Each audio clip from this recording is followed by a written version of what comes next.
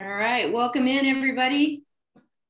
If you're just now jumping in, go ahead and share with us in the chat where you're viewing this from. If you're teaching and are hosting a bunch of students in your classroom, let us know where you're coming from and how many students maybe you have in your classroom. Sorry, I just got distracted. We already have somebody here from Alaska. So welcome in, Alaska. That's awesome. Wrangell, Alaska, awesome. Waterville, nice. Great. Tonasket, nice. And Wenatchee, excellent. Yeah, teachers, let us know how many students are in your classroom viewing with us today. Moses Lake. Oh, Aaron Mahoney, great. Aaron owes me money, so I'm glad that Aaron's logged in. Terrific. I love it. Tacoma. All right, we've got the other side of the mountains. Welcome in. Welcome to Eastern Washington. Warden. Good. Ephrata, great. I think we're going to have a big Quincy as well. Yeah. Hey, 55 students coming in from Monument Elementary. Welcome, Monument. Woo. Go Jacks. All right. Well, I think as we're getting people kind of signed in here and everybody's jumping in, I'll go ahead and start since we're on a pretty tight schedule today. Chelan, yeah, we're bringing Addison. Nice to have you in from Coulee City. All right. So welcome in everybody to hopefully what is going to be the first of many forums highlighting careers in agriculture and the professionals within those careers. My name is Carrie Horning. I'm one of the Career Connected Learning Specialists with the NCESD 171. I want to definitely give a few shout outs, some thank yous to the entities that helped make this happen today. Career Connect Washington, NCESD, the Apple STEM Network, the NCESD Foundation, and a big thank you, of course, to Lamb Weston. Lamb Weston is sponsoring our $500 continuing education scholarship today. So on that note, number one, thank you very much, Lamb Weston, but also all high school students who are with us today or teachers that are hosting high school students, be sure that after this event, you stick around and check the chat. There's going to be a link form for a survey for the students to fill out. Any high school student who is in attendance today who registered, go fill that form out in the link. There was also a QR code in your confirmation email. Once you fill out that form, you're eligible for the scholarship, and we'll let you know probably, if not by the end of this week, sometime next week, who the winner is. So again, yeah, look for the link in the chat, look for the QR code in your confirmation email, and fill that out, high school students, so you can be eligible for that Lamb Weston scholarship. So again, thank you so much, Lamb Weston. That was terrific. And of course, I want to thank Lee Hendrickson. He is a training consultant extraordinaire and our host today. He's with SkillSource Wenatchee. Thank you very much, Lee, for coming in and doing this for us today. So happy to have you. Excellent. Very great to be here. Absolutely glad to be here. All right. So let's get this started, everybody. I feel like the waiting room is pretty much emptying out. I'm going to introduce you very quickly to our panel of professionals. So to get everything started here, Melva Calloway, she's a product development specialist with Syngenta. We have Kayla Horning, she's a finance and business director for Horning Brothers Farms. Ubaldo Martinez is a foreman at Saddle View Farms. We also have Brady Carstetter, he's a co-owner at BAM Farms. And Kendall Horning, she's a farm laborer and management trainee for Horning Brothers Farms. So welcome to our panel. Thank you guys all for being here. And I say, you know what, Lee, let's get this started. You ready to roll? All right, let's take it away here. Well, I've got a series of questions, just about 5 of them, that I want to ask each of our presenters. And I think if you're in the audience, you're going to realize whatever concept you have about agriculture, who does what, how you get into there, what kind of jobs there are, I think you're going to learn today that it is way bigger than any of us ever considered. From Wenatchee, grew up in agriculture, had a very limited perspective on what that was like. And so many of you may have had that experience as well. And what you're going to learn today is that it doesn't matter what your interest is. Whether you like technology or being outdoors, whether like being inside or outside, there is something in agriculture, and it is huge. It is so important. everybody on the planet needs to eat. So you're in an industry and in a career that's getting people fed, and that will never change. That'll never go away, and that'll always be important. So let me start. I'm going to start at the top here with Melva. Can you tell us just very quickly, we know who you're working for. Tell us who you're working for and what's the kind of thing that you're doing. Right. So good morning, everybody. My name is Mel Calloway. I'm currently with Syngenta Vegetable Seeds.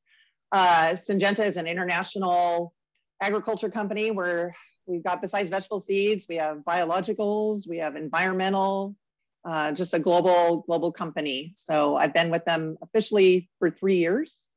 And, but I've been working in the agriculture industry my entire adult career. Excellent. Ubaldo, tell us again who you're working for and what do you do? My name is Ubaldo Martinez, and I work for Saddleview Farms out of Warden, Washington. And I've worked in agriculture all my life, either truck driving or actually on the farm. So basically 40, almost 40 years in the agriculture business. Excellent. Kayla, where are you coming to us from again, and what are you doing? Yeah, hi, I'm Kayla, and I work for Horning Brothers here in George, Washington. I work in the office, so I do a lot of the record keeping, employee files, a lot of the health and safety trainings, pretty much everything that you can think of that takes place in the office management setting for a farm. That's kind of what I manage over here. Excellent. Do you get to spend much time outside in the fields? There's some opportunities for that. Every once in a while I'll get stuck in a tractor, but most of the time is spent here in the office. So excellent. Go from typesetting to tractor pulls. All right, great. Brady, tell us again, where are you and what are you doing? Yeah, morning everyone. I'm Brady Carstetter from Quincy, Washington, born and raised. I started a farm about 8 years ago with my brother. And we grow a variety of crops, and I'm just here to keep the business going and hope the next generation can have a shot at it. Excellent. Started a farm. I'm anxious to hear about that. All right, good deal. Yeah. And Kendall, tell us about what you're doing. Hi, everyone. I work here at Horning Brothers in George, Washington, and I've worked here since I was little, and as I've gotten older and graduated college, my responsibilities out here on the farm have increased. Do you ever get to crank that John Deere up and take it out, or? Yep. Yeah, nice. Good deal. Yeah, getting on a tractor just never gets old. There's a lot of power there, and a lot you can do. So. Well, my next question then is just how on earth did you get into these jobs? And Ubaldo, I'd like to start with you. How did you get into this line of work? Well, graduating high school, my goal was to go to college and get a college education and go on after that. I was sidetracked. I'd come home on the weekends from college, and I'd see all my friends driving nice cars and having some money, and I got distracted, and I quit college. Believe it or not, I quit college. I took the long road. I worked very hard right out of high school. 18 years old, I started working on a farm. It's taken me a long time to get to where I'm at. A lot of hard work, a lot of hours. Just imagine 40 years. Instead of putting in your work 2 years or 4 years, or whatever you're going to go to college, and you're way miles ahead of where I started. So just think about that.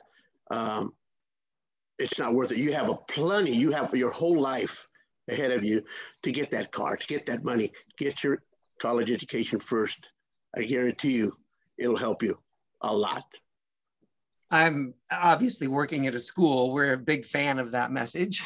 No matter how rough it seems right now, exactly. No matter how much you're wishing you could just be out working, dropping out of school or whatever, getting that diploma, getting that GED, whatever it is you're going to get is going to open a lot of doors for people. So persevere in that, no matter how good it looks, to just bail and get into the quick money. I appreciate that.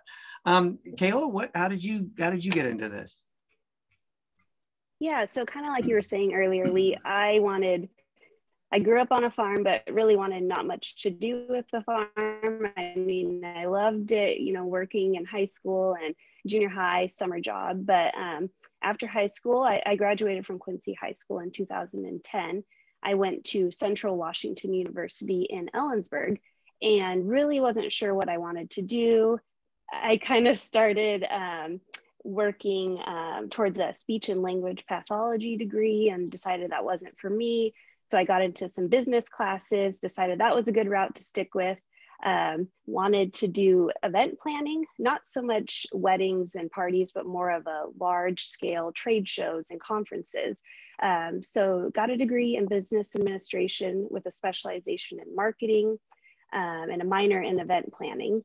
After that, I was planning on going and doing some more events and stuff, and ended up back in Quincy and working in an office, and it really grew into something that I love now. And it isn't where I thought I would be, but here we are, and it's great. So excellent. I think working in these realms, I hear that a lot. People get an idea, they get an education in something, and then they decide they want to do something else. I mean, probably 50% of the time or more, people get a degree or an education in something that they later change their mind on. But you found a passion, you found a way to put it to use. That is absolutely excellent. I'm a Central graduate myself, so good job on. Oh, I was like, okay, yeah, go Wildcats. Go Wildcats, that's right. So, Brady, how did you get into it? You started your own farm. I mean, I don't meet a lot of people who wake up and when you ask them what they want to do at 10, they go, "Oh, I want to start my own farm." Tell us about that. It's a little easier when you're when it's kind of all you know. You know, I was born out here. Mom and my grandpa farmed. My dad farmed, and so it's just something that I've always been around. And you know, my brother and I always wanted to become farmers and have our own kind of farm. And so through a lot of hard work and a lot of lows and highs, we were kind of able to make it happen. You know, it hasn't been easy. It takes a lot of good people, and you definitely need a team of very good people with the same passion and drive as you. It wasn't just me. It wasn't just my brother. It takes a team of us out here. And you know, after about 17s, and we first started doing baling and a lot of custom work for guys, because we didn't have necessarily the capital to rent our own ground quite yet. And with the help of my dad giving us a lease on a circle, it kind of started from there. And you know, so far it's been good. It can be tough sometimes, but I wouldn't want it any other way. I love what I do. So yeah. Excellent. Something you said, passion. So I know statistically that people who get into jobs, whatever they are, that they are enthused about, they will stay with the jobs, enjoy the jobs, they'll advance in the jobs, they'll get paid more in the jobs. So we spend a lot of time helping people figure out what is that dream job for them. You're a living example. That could be agriculture. It doesn't have to be, you know, a complicated path. It can be as simple as, oh, I know what I want to do, and you get into it. And did you do a lot of trial and error, a lot of learning experientially? Absolutely. The learning curve, I think, still is about 120%, but it you know, it is a lot of trial and error. And, you know, when I came into it at 20, 21, when I was younger, you know, I didn't realize how much of a people person you had to be, or how, you know, you feel like you have to do everything. And as I've learned from this is, you know, you got to pick what you're good at. My brother and I have both two sectors of the farm, and we're both good at things, and we have our guys that are better than us at things, and you have to balance all that. And that's where I said it takes a team, because just like Kayla's doing the books and Martinez is doing the field work, and you have to have people like that to help you run a farm nowadays. And so you have to understand what you're good at, you know, and do what you love. Excellent. Kendall, how about you? How did you get into this? Well, like ever since I was little, I think even before I could talk, I love just being around like the farm and riding in the tractor with my dad. And school was hard for me, and I did the last thing that I wanted to do after high school when I graduated was go to college. My parents told me that if I wanted to come back on the farm, I had to go get that second education or go do something before I came back. And so I went to Walla Walla Community College just for my AA, because I thought, after the 2 years I could be done and then come back to the farm. But as I was finishing my AA, they came out with a bachelor's program for the ag department. So it was a much cheaper route than transferring to WSU Idaho. And so I was able to get that 4-year degree and then now I'm back doing what I love. So the again, a kind of an organic route. Tried a few things and come full circle back to what you love. I always encourage people that people can get so stuck not knowing what they want to do, just get frozen in their location, in their town or whatever, because they just don't know what they want to do.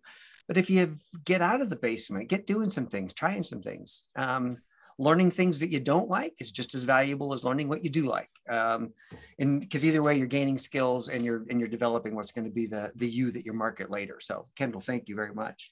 Melva, I think you've heard the questions. How on earth did you get into it? I think you find a common theme here. A lot of us grew up on family farms, as did I. And I always tell people, well, I got into this because nobody told me I couldn't get into it.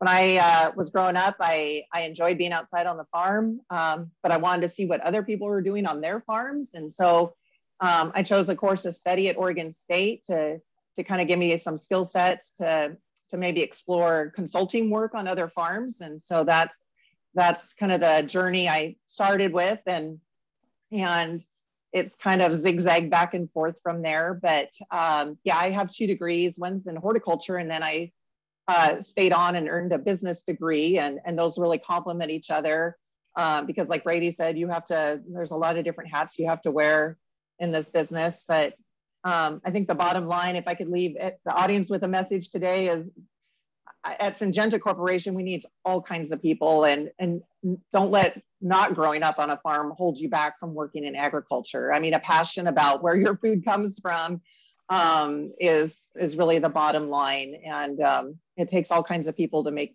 that sort of, to make that happen. So I know I've heard a lot like, oh yeah, we all grew up driving tractor and stuff, which is true, but don't let that ever hold you back.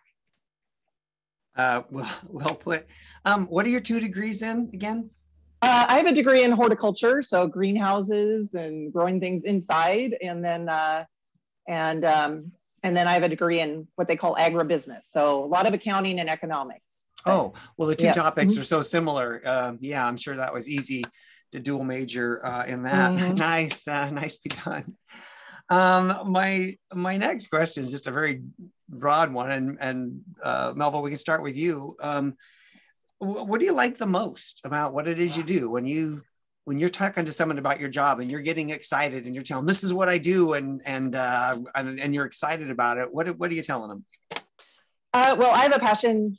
Gosh, I have a passion for agriculture and technology, and just it's constantly changing, right? I mean, it's not stagnant. We're constantly evolving and looking for new ways to produce food, produce more, produce it efficiently, produce it without water, produce it in places you didn't think you could grow. And so the ever evolving, the evolution of the industry is what really gets me excited. And then passing that on to the next generation. I mean, it looks different than it did for my granddad and my dad who farmed, and just sharing that passion with other people actually is what gets me excited.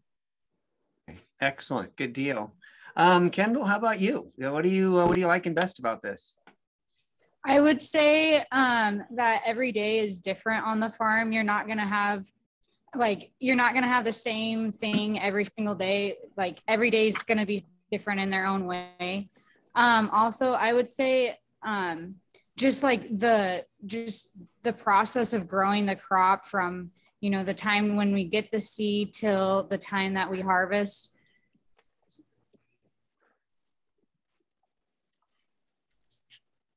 Okay, Kendall, we've just lost audio there, and I'm anxious to hear that, because I'm fascinated by that part too. I'll put a seed in the ground under a grow light, and I'm just fascinated by what is it going to do and what's it going to turn into. And when you're talking about when you're looking at this thing in your hand in April, and by October you're harvesting more things than you know what to do with. It is fascinating. Can you guys hear me now? Yes, we can hear you now. Okay. Yeah. Just what you said, just the complete process from, the time that like the seed is just in your hand and till the time that, harvest rolls around. So. Yeah. And again, we're such a disconnected society. We don't think about where our food comes from. Most of us. Well, there's probably people here on the meeting with us now that don't even shop at a grocery store. Someone else is doing the shopping. They may not have had to go shopping. Maybe if you go to a restaurant and I'm eating something, or even if I'm at home and I'm eating something, or if it's packaged or in a can, no concept that some human being somewhere on the planet put a seed in the ground, nurtured it, watered it, harvested, processed it to get it from out there to in here. I'd love to know how many of our students are part of this process already involved with farming, already live close to the land, and how many are this is brand new to you. I don't know that we have a way to get that kind of information in this format, but for those of you that haven't been part of it, it may sound like if you hear us talking about it, it may sound like what are they talking about? But when you actually get involved with it and you've done it once, and turn that seed into something that you can serve at the dinner table at Thanksgiving, it's pretty epic. Let's see, Brady, what do you like the most about this? You got a lot to pick from. Oh man, one of my favorite things, it's an extremely rewarding career. I when you get done, and the 10 of you on your hay crew at the end of the night get a look at beautiful hay you put up, or corn or something, and after a long hard day, it's just awesome to look back and see people enjoy that crop, whether it's hay for dairies or whether it's a good sweet corn crop. It's just an extremely rewarding career. I also love dealing with the people. I know some farms, it's one of the hardest things to do, but I love working side by side a handful of different people, from truck drivers, our mechanics, to our guys in the orchard pruning. I mean, it's just really fun to go out there and meet all these different people in this industry. And like Kendall said, it's something new every day, whether you're in the hayfield, whether you're planting corn, whether you're in the orchard looking at the cherries. I mean, it's never the same. And so it always is, it's always really fun in this industry to work in. So let's go on here. Yeah, I know your crops would be exponentially greater than anything I've ever put in my home garden. But yeah, when that time comes and I mean, I know you probably don't know this, but I mean, even if I've only got, 50 ears to show for my work, I'll put them in a basket and take a picture of it and make everybody I know, hey, look at all this corn that I grew. You're probably going 50 tons, but it is the thought that you spent the time working in the ground and applying water, whatever, and then producing this thing at the other end. It's so rewarding. Kayla, what are you saying that you like the most about what it is you're doing?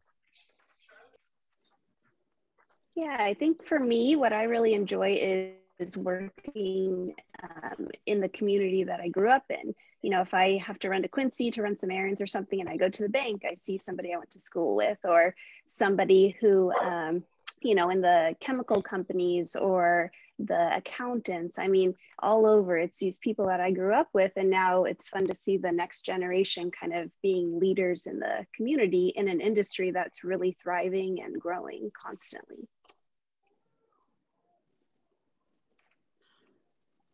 I look at the big picture and I think about ag from 30, 40 years ago and how different things are. In the time that you've been observing it, have things changed? Yeah, absolutely. I'd say most of all, it's with the technology. I mean, technology is just crazy in ag now. Even just hearing stories of my father and uncle and grandfather, the way they grew up, technology wasn't really a big aspect in ag, but now it's really prevalent. When we're Ubaldo can probably tell us more about this too. I'd love to hear some details about the details of use of tech in agriculture. So maybe I'll follow that up with Ubaldo. What is it you're liking the most about what you do? And yeah, tell us about technology in your job. You bet. You know, I love growing potatoes. I love my job. And I think that's a recurring theme amongst us all. You got to love what you do. And I do. I love what I do. And each and every day, you know, you strive to do your best out there to grow the best crop that you can to feed the world. And it's just very satisfying when you, at the end of the harvest, you know that you've got a really, really good crop on your hands. And I don't know if you can see this, Lee, but that's what everybody strives for. It's the top growers. It's the top growers. In 2017, we were the top growing farm here in the Columbia Basin. And that's, you know, we're pretty proud of it. And I know it just seems like a plaque to all of you, but there's a lot of hard work that was put into that. A lot of hard work. As far as technology, there's just so much new technology, you know, starting with the phone. I can check my storages over this. I can check my temperature on my fields, the moisture in my fields. I own a drone. The drone, I fly over my fields to check for potential problems that I might be having, whether it be bugs, aphids, yellow spots, dry spots, wet spots, whatever it might be. I fly it over once a week on my fields just to check for potential problems. And, you know, computers, you got to have a computer nowadays. You got to be pretty computer savvy, bookkeeping, record keeping. You got to know everything because the way these processors are nowadays, you have to record everything that you do on the farm, chemigation, watering. How many inches do you put of water down in a season? All the chemicals that you need to write everything down. So you need to be very computer savvy also, as far as technology. You know, I know so many of us have the picture that if you're in agriculture, you're going to be spending all day out in the hot sun, sitting on a tractor, dusty, dry, thirsty. And there can certainly be some days like that. But in the big picture, like you're talking about, it's a business. Yeah. So all the aspects that a business needs to run, the technology has transformed how we do it. So being technologically savvy, hugely important. So it can be physical skills, it can be technology skills, it can just be agricultural passion. So many of those things are applicable here. I have a question that has developed over here. So many of the people listening right now are part of agriculture already. They're either growing up on farms or they've been doing some summer jobs in agriculture. We also have people who are just checking this out for the first time. If you were going to tell them, hey, what's a great way to go get some experience in this industry, see if it's something you like? What are the entry-level jobs people can do in high school, right out of high school? If they're not living on a farm right now, how would they go and get into that? Ubaldo, I'd love to kick that off. What would you suggest for people? Just come out and during harvest is when we need a lot of help. If you're interested, come out. But you got to remember, during harvest, there's going to be long hours, but you can kick it around and see if you like it or not. We've got positions in tractors, truck drivers, people to work in the storages, work in the fields, just everywhere. Just come to the farm, ask for a job, and we'll go from there. What we look for in a person is if you're motivated. I also like you got to have people skills. You got to learn how to talk to people and manage people and talk to people a certain way. You don't want to come off as angry all the time, right. But that's what we look for in people. Do they have the passion that it takes to do this? So yeah, just come out, ask for a job. Excellent. Brady, if you were talking to somebody who didn't have previous experience in agriculture and they wanted to get some experience on your farm, what would you tell them? I've seen someone ask a question there. What age can you start working on a farm? Really, whatever, about 4 of the people you're talking to right now probably started, I don't want to speak for them, probably about 13, 12, 13 years old. There's a place for every, any age on a farm. But to answer your question, Lee,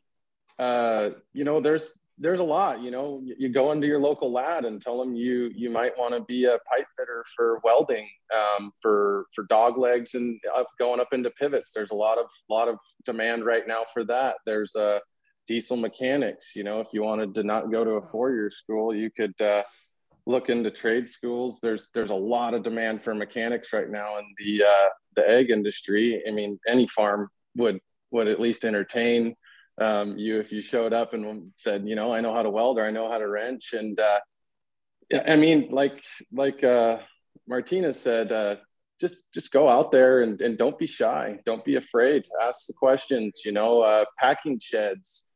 There's high demand for a lot of things. If you want to be a truck driver, maybe do some ride-alongs, even if you're young, and learn a lot of things from doing, essentially, and get out there and see if it's what you want to do, and there's a lot of jobs out there right now in the agriculture industry, and any farmer, any packing shed operator, any truck driver, they're gonna have open arms to the younger generation wanting to come up and learn in that industry, in that sector. So don't be afraid.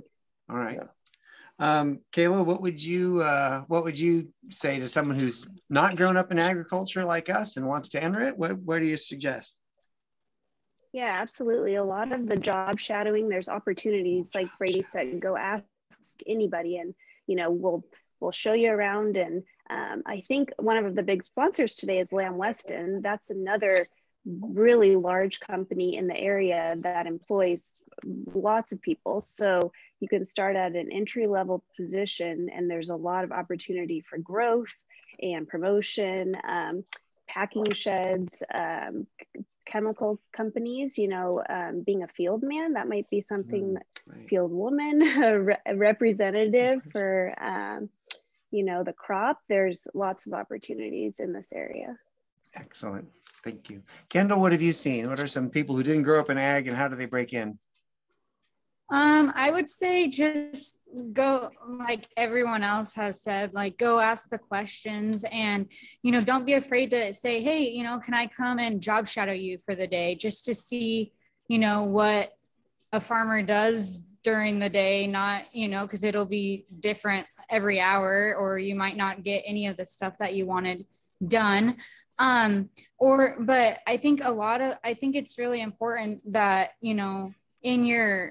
in like working on the farm, you're not going to be able to drive a tractor all day, every day. You're going to have the jobs that maybe you don't like.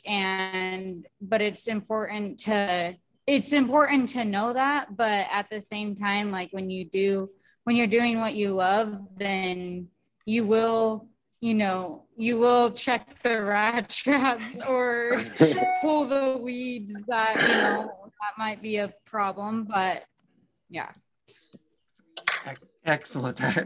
Thanks, Carrie. I'm remembering even before my first sprinkler changing job in the orchard, it was the gopher traps. You know, you had to dig down there, put those things in, and then you'd find them. And what would you find in there? And then what would you do with what you found in there? Yeah, excellent. But what do you think? Somebody's not growing up in the industry, where's a good way for them to break in? Yeah, just to build on what everyone else has mentioned, if you're totally lost, or if you're just even thinking about it at your high school there, if you have an agriculture teacher or the FFA advisor, go visit with them, because there's lots of people like me out in the industry here that are more than happy to take students out for job shadowing. At Syngenta Corporation, we have so many different possibilities that I've taken students with me and hooked them up with just like kind of some on-site interviews, just informational. Just tell me about what it is you do. We've had people interested in supply chain management, for example, and I've hooked them up with something that's not something I work in, but that's something that's important to ag, and I can hook them up with people. So if you're just totally like, I'm just not really sure where to start in your high school with your counselor or ag teacher, because they have a list of folks. Somebody always knows something. Agriculture is a really small community too. I know everybody on this call here today, all the speakers here, I've had contact with them at some point in my career, but we can usually find somebody. But always happy to entertain questions and stuff and get you pointed in the right direction if I don't know the answer. So start there. Excellent. Excellent. The question that just got typed in is very similar to the question I was planning on asking anyway. And I'm gonna start with Kendall on this one. You've had some experience. You know things now that you didn't know when you were, say, just starting in high school. If you could travel back in time and talk to the yourself that you were. I know when when we've grown up, especially in agriculture, you have certain ideas about what it is and what it isn't and what you don't want to. I know in Wenatchee, everybody that grows up here tells me when I turn 18, I'm getting out of this town. And then I see them again a year later, they're back in Wenatchee and they're working in agriculture, you know, the very thing they were never going to do. So if you could travel back in time and tell the younger version of yourself something based on what you've learned, what would you tell them? I think the most important thing that I would tell myself back in time is that farming is hard, but it's like somebody has said in the previous, that it's a very rewarding job. But you know, there are going to be those like harder days, and are the days that, you know, you're not in the tractor and you have to do something else. And so I would probably just say that, you know, it's a very tough job, but it's very rewarding, and it's not going to be easy. Okay. All right. You're going to like it, even though it's going to be rough. Brady, what would you tell yourself if you were back in time? Well, you know, I got a laundry list of things I would tell my 21-year-old self. But with that being said, I mean, from the way water management needs to be, to how updated you need to be on your books, to being more of a people person, all of this would have been beneficial if I could tell myself, but I wouldn't be in the position I am today if I hadn't have done that and learned it by doing. And that's a lesson that I've learned the hard way. But as long as you're learning from your mistakes, because you're going to make them in this industry, and nobody's perfect. But, you know, I don't know, you know, I feel like if I tell myself that, I wouldn't be here today, because I wouldn't have had that lesson. You know what I mean? So I don't know if I would change anything. I didn't talk previously to the first question, but, you know, I did start my farm prior to going to college, and that was something that I never really wanted to entertain.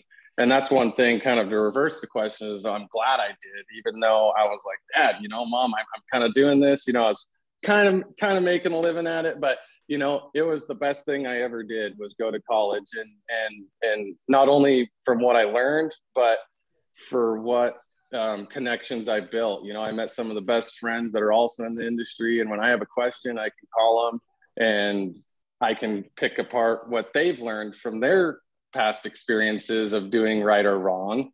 And you know, through that, you become a better farmer and a better person. And so, yeah, I don't know if I answered your question, but that's kind of where I'm at with it. You did. Clearly, you were an experiential learner, and being one myself, I understand you. There is no shortcut. I think about, you know, what would I change? Well, if I changed anything, it would have affected some outcomes in ways I wouldn't have liked. And you just have to learn by trial and error in some cases. And about a third of our audience probably are trial and error learners as well. And so that's very encouraging.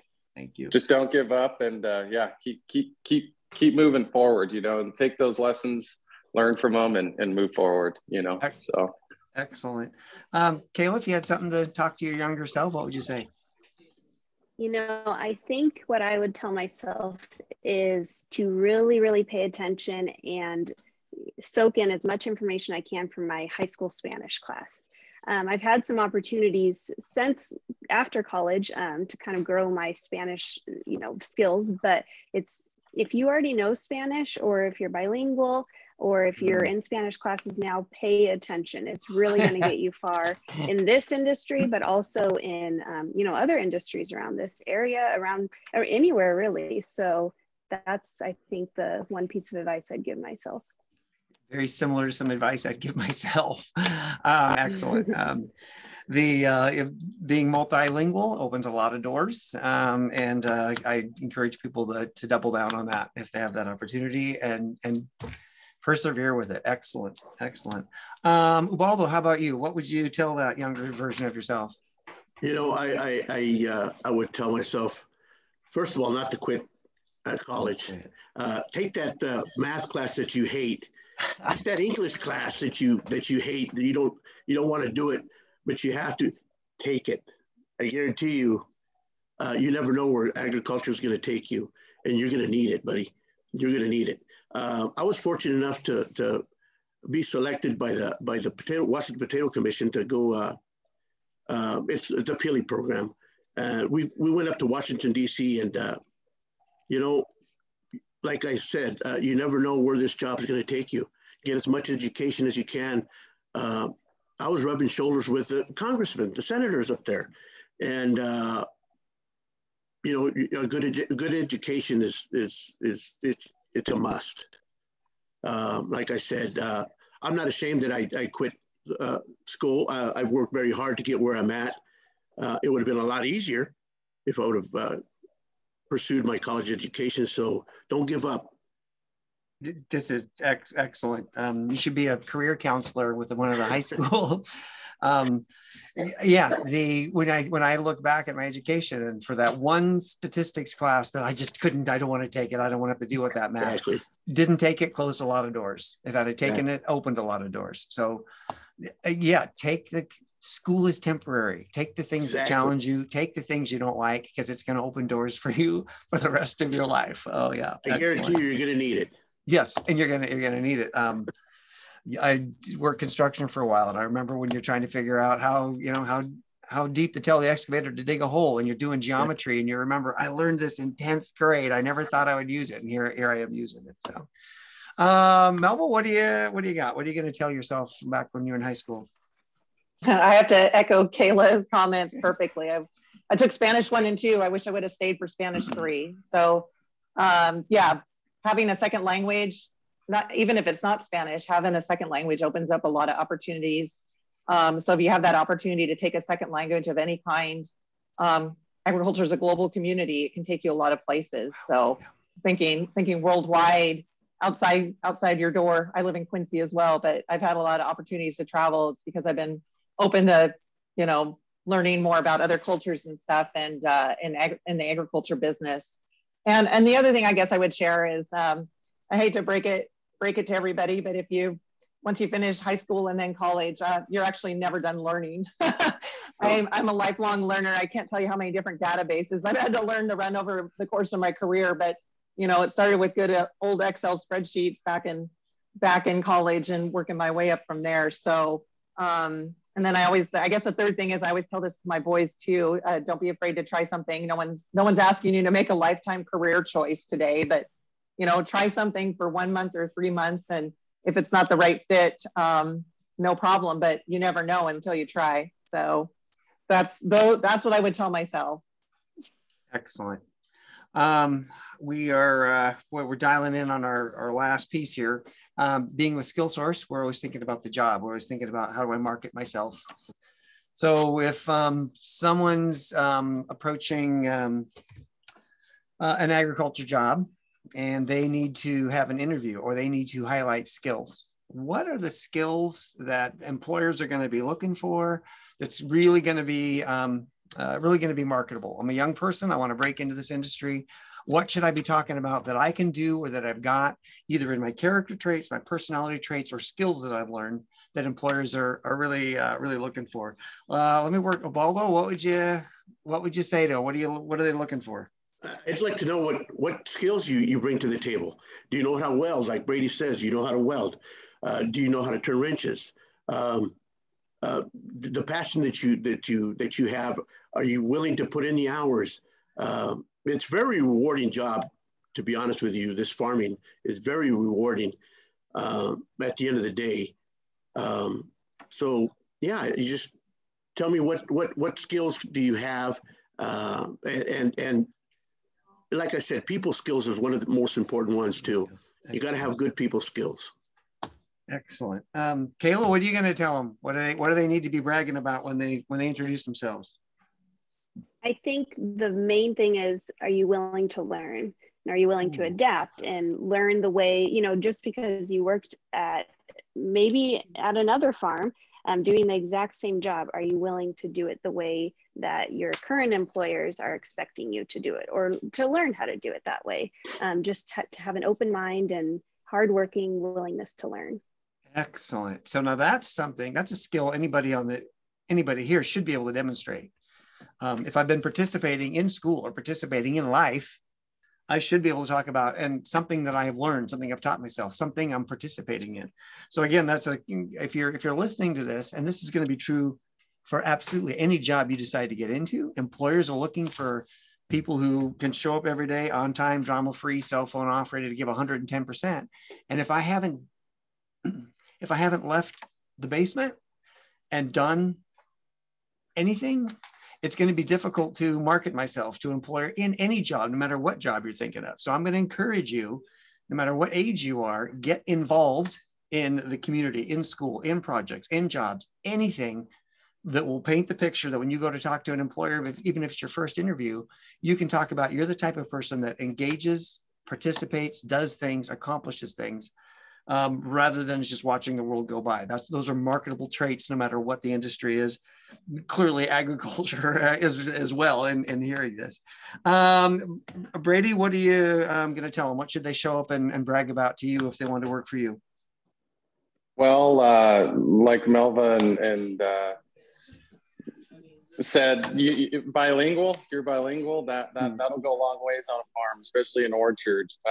Following that, hard work. No one said it was easy. It's certainly not. People person, absolutely. You're not working by yourself every day. You're working with several people, or maybe in charge of people, and you need to understand people's character, people's it can be a lot to take in, but always be on your feet. Always be on your feet and be ready for anything. One day it's baling hay, the next day it could be pulling calf out. You never know, or digging spuds. It's like, I know every farm here that's been talking isn't just a one crop farm. So it's very diverse, but like I said, hard work mainly, and it is going to get you a long ways. If you show up in the morning, show up on time, and just try your best and have an open mind, I think you'll have success in this industry. Oh, excellent. If you can say to an employer, well, what's your greatest skill or strength? I don't like to sit down. I don't want to sit down and be bored and just hang out. Give me something to do. I want to be doing. And if you've got any experience where you can list off, when you say the phrase pulling a calf, you're like, okay, you've painted a picture. All right, we know. You never know. You never know. Yeah. All right. Well, Melville, what are you gonna tell them? What should they be bragging about? Right. Well, one question, I think back to my very first professional interview. Up until I was about 20, I worked for my dad all the time. So I'd never done a formal interview. But one question I remember asking, and I still ask because it's very telling, is give me an example when you were involved in a project or on a team or in a lab working with other people and things were going terribly wrong. How did you pull out of that? You know, give an example of when something was going bad and how did you turn that around? You know, and so even if you don't have any experience working in agriculture, you know, be prepared to show some examples of how you can work as a team, how you can work with other people. How do you seek out answers if you don't know the answer? Who do you, show how you can ask questions, ask for clarification. Those type of skills, even if you don't know anything about anything, will get you a long ways. You know, we're all capable of learning and capable of being trained. So that would be my advice. Excellent. I don't have to know the answers, but I care about finding the answers, and I will persevere until I find the answers. Absolutely. Yeah, yep. Those are marketable strengths. So I can't thank you guys enough. This has been, I've been taking some notes. We've packed a lot into about 50 minutes. Carrie, have you got some things to wrap us up with here while we get the panel on their way and get our students back to their other classes? Yes, I absolutely do. Although, if you don't mind, I'm going to, because I have a little bit of a personal connection, I'm going to put Kendall Horning on the spot, and I'm going to ask her what's she going to bring, to that table. If she's what's she going to be bragging about in that interview? I would say, hardworking, you show up on time, the willingness to work, and, I would say self-motivated. Awesome. Those are just a few of the many. Good.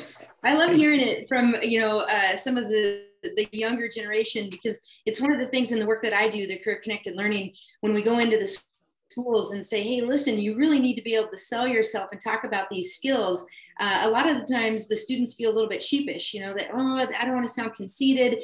But this is a time when you really want to share your skills. You really want to talk up what your strengths are and tell them, hey, I'm your gal. You need somebody to be there on time and work hard every day. I'm your gal. You need somebody who's coachable, who wants to learn. I'm your gal. So that students, when, for me to share that's I think that's a big important part to remember. You go in there and you tell them, like, listen, this is who I am and this is what I can do for you. And a very wise counterpart of mine that I work with, who does a lot of hiring herself, has said every single day on a job is an interview. So you can go in and you can sell yourself and you can get that job, but every single day you got to show up and do that job. So every day is an interview. Remember that, students. That's a good one. So one thing that I want to back in, again, a little bit of a housekeeping. When you all registered, high school students, I'm speaking directly to you. When you registered, you received an email confirming the registration for this event. Within that email, there was a QR code that led you to a survey. In the chat here, you can also find the link to that survey. So all high school students, be sure that you go in and fill out that form. Lamb Weston has very generously stepped in and donated $500 for a continuing education scholarship. So to be eligible for that, not only being here and attending today, we need you to fill out that survey. So teachers, if you can kind of facilitate that for us, help us facilitate that, make sure that our high school students get in and fill out that survey. We will be going through and picking out a winner, like I said, either later today or tomorrow, and we'll try to get that information released as quickly as possible. But we want to make sure that everybody has time, that all of our high school students have time to fill out that survey for us. So yeah, we're down to about 5 minutes, and I want to make sure that I thank my panel again. Everybody who has come in today has taken time out of their schedule to be with us. So Brady and Ubaldo, Mr. Martinez, Melva, Kayla and Kendall, Lee, thank you so much for helping us run this event today and share out the fact that farming is so much bigger than just driving a tractor. If you have a skill set that lends towards finance or business, or administration or computers, IT, technology, we need you. Agriculture needs you, and those careers are out there and waiting for you today. And for you high school seniors, not only are these businesses waiting for you today, some of them are offering to pay for your education, and some of them are offering signing bonuses as if you were, a professional athlete. So definitely, expand your horizons and expand your search. If you're not quite sure what you want to do, don't be afraid to look into agriculture. There's definitely a place for you. So again, thanks to our panel. Thanks to everybody for coming in. I know a lot of students had to be excused from other classes to join us today. Thank you for doing that. School districts and teachers, thanks for hosting the viewing for the students. And if there are any last few minute questions, we've got just a few here. I do see that Monument Elementary is saying, proud to see some alumni representing today. Go Jacks. Thank you, Monument Elementary, again for joining us. But yeah, any last minute questions we can handle before we sign off today? I think it feels pretty good. Well, again, thank you all for coming. Appreciate your time. Thank you. Thank you. Thank you. Yeah, excellent event. So glad everybody could make it. My thanks also to the presenters, and there's 43 people signed in, but some of you represent whole classrooms. So there's a few hundred people in on this event today. I appreciate all of you being here. Thank you, Lee. Nice meeting you. You too. Nice meeting you guys. Thank you. Thank you. All right.